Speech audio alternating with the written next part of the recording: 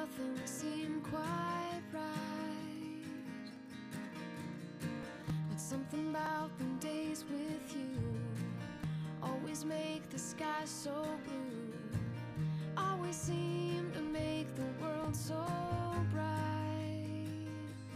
'Cause it's magic when we're together, sun shining on the weather, magic when I am here with you.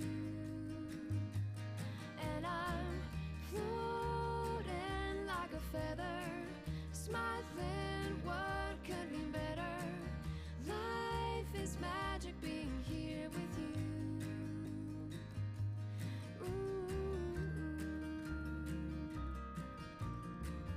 Life is magic when I'm here with you.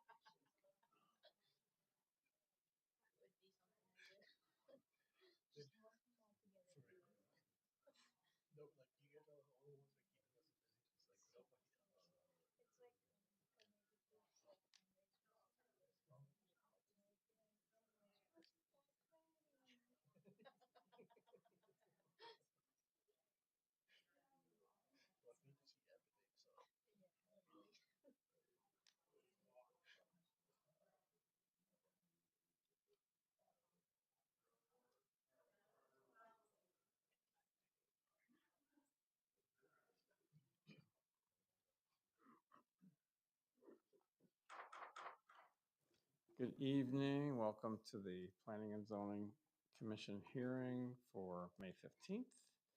Can I have a roll call, please? Chairman Human, Here. Vice Chair Kosho. Here. Commissioner Quinn, Here. Commissioner Barrichello, Here. Commissioner Lopez, Commissioner Gola. Here. We have quorum. And Commissioner Lopez, for the record, has an excused absence. So next item on the agenda is the Pledge of Allegiance. Commissioner Gola, would you like to lead us? I pledge allegiance to the flag of the United States of America and to the republic for which it stands, one nation, under God, indivisible, with liberty and justice for all. Okay. Okay. So to the, thank you, sir. To the audience, we had a study session prior to this, and I do have a couple of cards. One on item number 4, Jeff Miller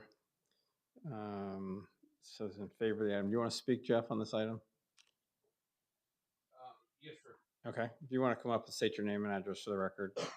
We're going to leave this. We're going to leave the items on consent unless something comes up. But Good evening. My name's Jeff Miller. I work with Arizona Liquor Industry Consultants. We represent Mr. Fazio in the forum. There were just a few questions that I wanted to make myself available. Like, nothing has changed there since the last approval of 22. They've never had a complaint for loud music at all. City's been great.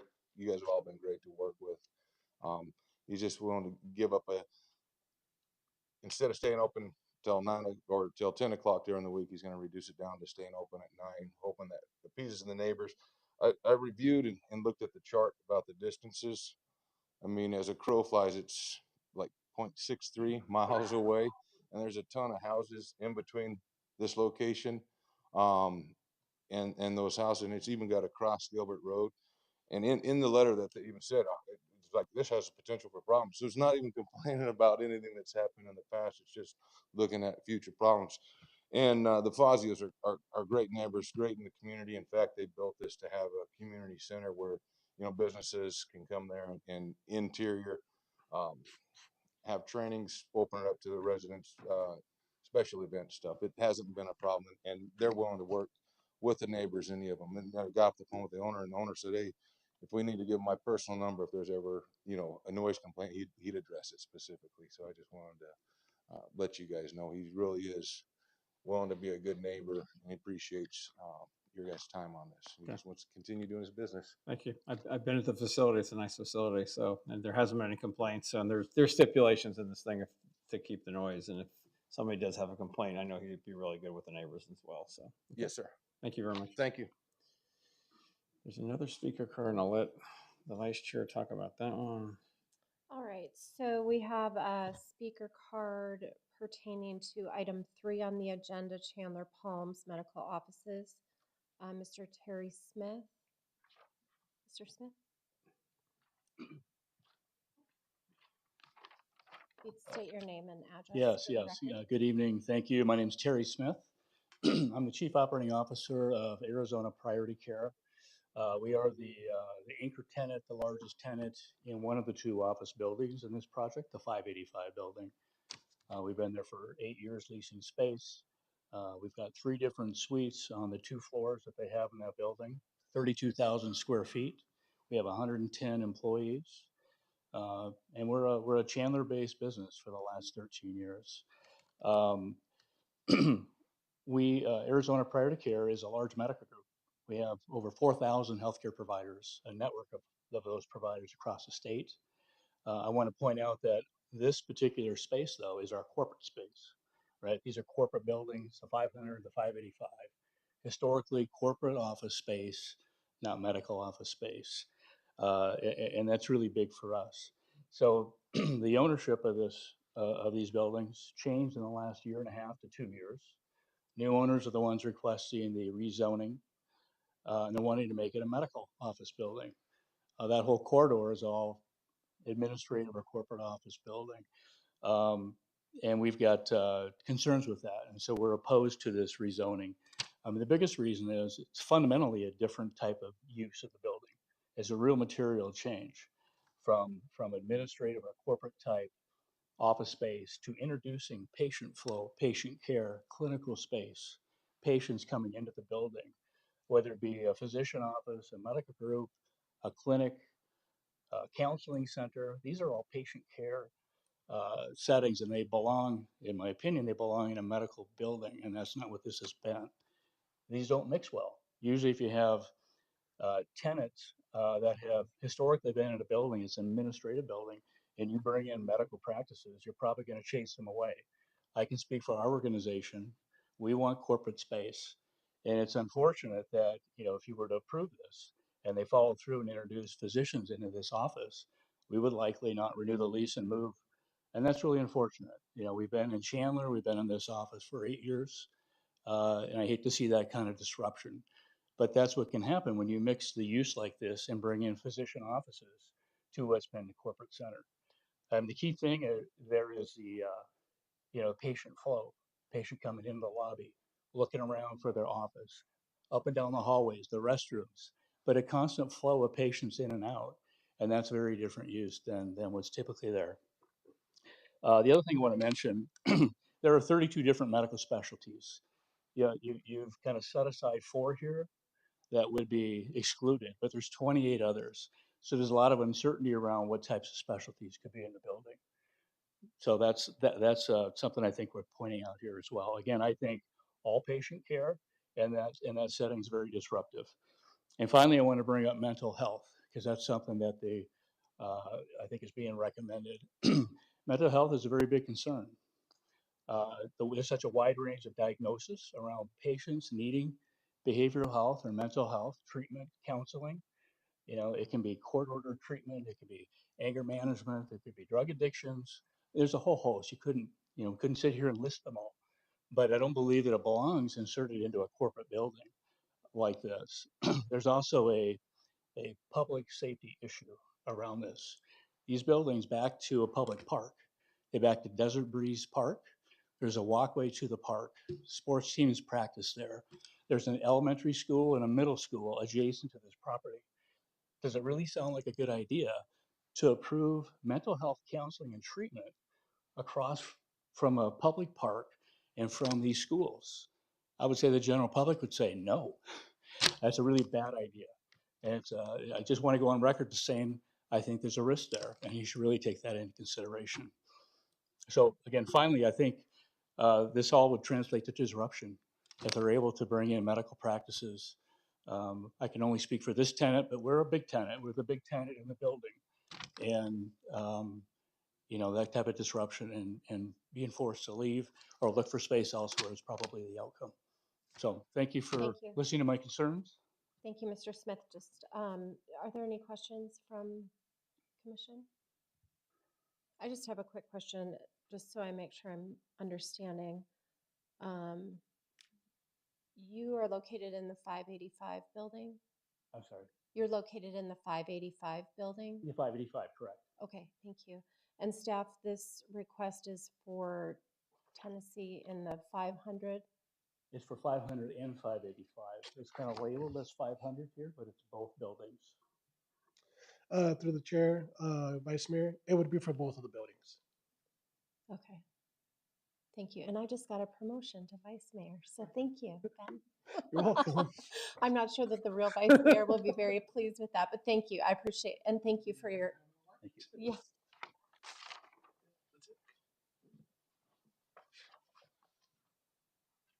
Staff, do you have any comments on that? On the different buildings? I'm just going to jump in real quick. Yes, Mr. Chairman. When staff receives a request to allow medical uses into an existing building, we review the request through the lens of what kind of potential impacts there might be on the site and on neighboring properties. So, for example, traffic, parking, things of that nature. For that reason, staff is proposing, as you know, a stipulation that would limit the types of medical uses. So currently, the both buildings allow for general office to be and to occupy those spaces, and that the parking required for the general office is one space per 250 square feet. If we were to allow all medical uses, so there are certain types of medical uses, as was mentioned before, that can be more intense and would require more parking and might possibly create a parking situation where there'd be parking spilling over onto the streets and onto adjacent properties. And so we don't want that to happen. So staff is proposing to limit the types of medical uses to those that are not as intense. And the way we're doing that is by requiring a parking study for any medical use that might come before us at the time that they request a tenant improvements permit. That's when we would ask them to submit a parking study. We would review it to make sure that they are not exceeding one space per 250 square feet so that it remains to be compatible with the office that was approved originally on that site. So that is the lens through which staff is reviewing and recommending approval of this request. Okay. Thank you. Are there any other questions from commission on that item? Okay. Thank you, Vice Chair. To the audience, so these 5 items will be voted on in one motion. Is there anybody in the audience that wants to hear on any of the items that are presented tonight? Seeing none, what is the commission's pleasure?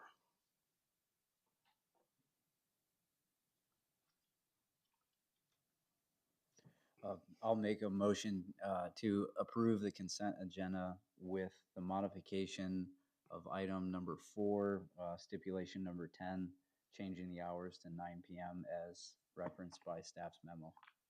Okay. Do I have a second? Second. Second for Commissioner Quinn. Any further discussion? For the record, I'll be recusing myself on item number 3 due to a conflict, the history of this whole property and stuff. So with that, all those in favor say aye. Aye. Aye. Any opposed? Motion carries. Next item is election of officers. Do I have a motion for chair? Chair, Vice Chair? move to approve or move to nominate yourself as chair yet again. Works. That was not very I like it. Smooth. Second. Okay. I- And Chair, if I could, we should probably just state the name. I'm not sure if she remembers it. I'm not sure. So. I move to nominate Mr. Rick Human for chairman for the coming year. Okay. We have a second already. I second. Okay. Any further discussion? All those in favor say aye. Aye. Aye. Any opposed? Okay. And I'll make a motion to nominate Sherry for vice chair. Second. Okay. Any other further discussion? All those in favor say aye. Aye. Okay, motion carries. Okay. Staff, any announcements?